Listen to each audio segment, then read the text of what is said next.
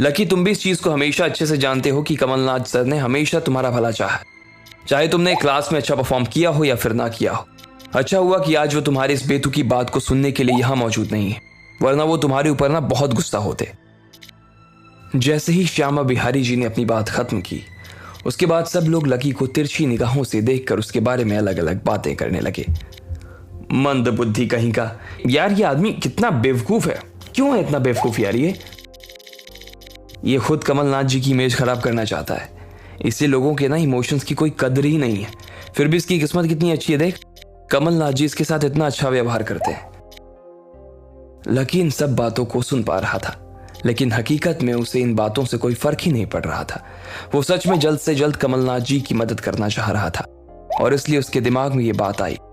वो असल में ये चाह रहा था कि अगर वो लोग क्राउड फीडिंग के लिए जाते तो लकी अपनी जेब से सारा पैसा उस फंड में डालकर सर की मदद कर देता। लेकिन जब उसने श्यामा बिहारी जी और बाकी के बच्चों की बात सुनी तो उसका दिमाग थोड़ा सा शांत हो गया। भले ही उसकी नीयत साफ थी, लेकिन जो आइडिया उसने दिया था वो उतना भी अच्छा नहीं था। चलिए ठीक है, लेकिन सभी लोग इस चीज को अच्छी तरह से याद कर लीजिए, किसी के पास में अगर किसी से भी जुड़ी जानकारी, कोई भी जानकारी होती है तो वो आकर मुझे जल्द से जल्द बताएगा, संपर्क करेगा मेरे से। कोई भी इस काम को करने में जरा भी देर ना करे। इसी बात के साथ मैं आज की इस मीटिंग को खत्म करता हूं, श्यामा बिहारी जी ने कहा और अपने चेहरे पर उसी चिंता को लिए चले गए जिस चिंता के साथ वो क्लास के अंदर दाखिल हुए थे।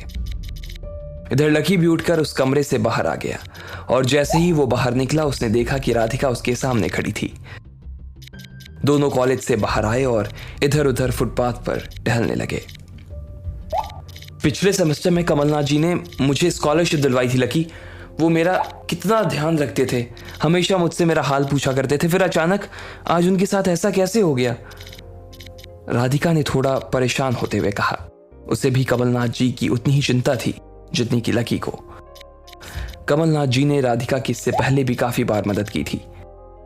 जैसे ही लकी ने राधिका के चेहरे पर परेशानी के भाव देखे तो उसने सोचा कि अब तो जल्द से जल्द उसे कमलनाथ जी की मदद कर देनी ही चाहिए और उन्हें इस मुसीबत से बाहर निकालना चाहिए। लकी, क्यों ना हम हॉस्पिटल चलकर सर से मिलकर आए? मुझे लग रहा है कि हॉस्पिटल में भी काफी परेशान हो रहे होंगे वो। राधिका ने लकी की ओर देखते हुए कहा। नहीं राधिका, तुम जाओ, मुझे थोड़ा काम है, मैं वो पूरा कर लेता हूँ। अगर तुम जाओ तो सर को मेरी तरफ से हेलो बोल देना और उनसे कहना कि चिंता ना करें, जल्द से जल्द सब कुछ ठीक हो जाएगा। राधिका ने जैसे ही लकी के मुंह से ये बात सुनी तो उसका मुंह उतर गया।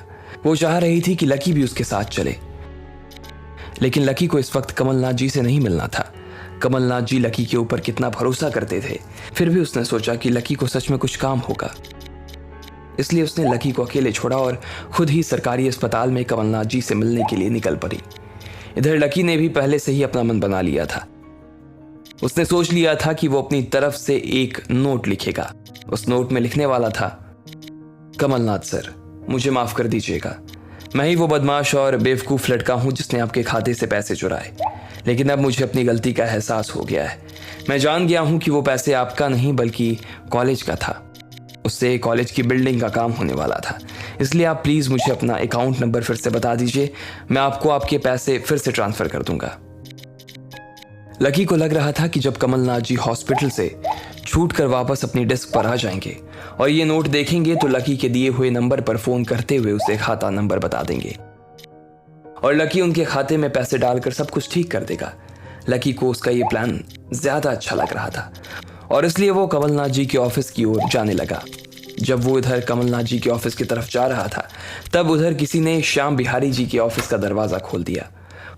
वो अभी तक अपनी ऑफिस में ही थे और उन्होंने देखा कि एक लड़की अपने चेहरे पर अजीब सी मुस्कान लिए उसके कमरे में दाखिल हो गई। डिंपल, इतनी देर हो चुकी है और तुम यहां क्या कर रही हो? इतनी रात को तुम मेरे ऑफिस में क्यों आई हो? श्याम बिहारी जी ने डिंपल को ऊपर से नीचे तक देखते हुए कहा।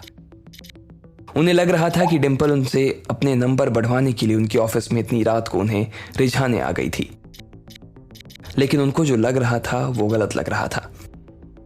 उन्होंने देखा कि डिंपल ने कमरे का दरवाजा बंद कर दिया और वो बंद करते ही वो बहुत ज्यादा उत्साहित होते हुए बोली, सर, मैं जानती हूं कि कमलनाथ जी सर के 20 लाख रुपए किसने चुराए हैं। ओह, किसने चुराए?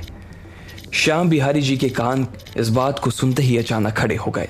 वो जानना चाह रहे थे कि आखिर वो कौन आदमी था जिसने कमलनाथ जी के पैसे चुराए थे। वो इस मामले में अपनी नाक इसलिए नहीं घुसा रहे थे क्योंकि वो कमलनाथ जी का भला करना चाह रहे थे, बल्कि वो इस मसले पर अपनी टांग इसलिए अड़ा रहे थे क्योंकि चोर को पकड़ने पर कॉलेज वाले 1 लाख रुपए का इनाम देने वाले थे। इसलिए उन्होंने उतने ही उत्साह के साथ पूछा, किसने चुराए? लकी ने सर, डिंपल ने फुसफुसाते हुए कहा। जब श्याम बिहारी जी क्लास में लकी को डांट रहे थे तभी डिंपल के दिमाग में यह प्लान बनने लगा था। डिंपल की बात सुनकर वो खुद भी सोच में पड़ गए कि क्या सच में लकी ने ही पैसे चुराए थे। लकी जैसा फटीचर आदमी भी ऐसा कुछ कर सकता था क्या? अगर वो इतना ही गरीब था तो अचानक उसके खाते में इतने पैसे कहाँ से आ गए? वो साक्षी को अपने साथ सन एंड मून पर 15,000 रुपए का खाना खिला रहा था और आज उसने बिना सोचे समझे 5 लाख रुपए और चंदा दे दिया। डिंपल को यकीन नहीं हो रहा था कि वो फटीचर इतना कुछ कर सकता था। लकी ने उसे बीच में ये भी कहा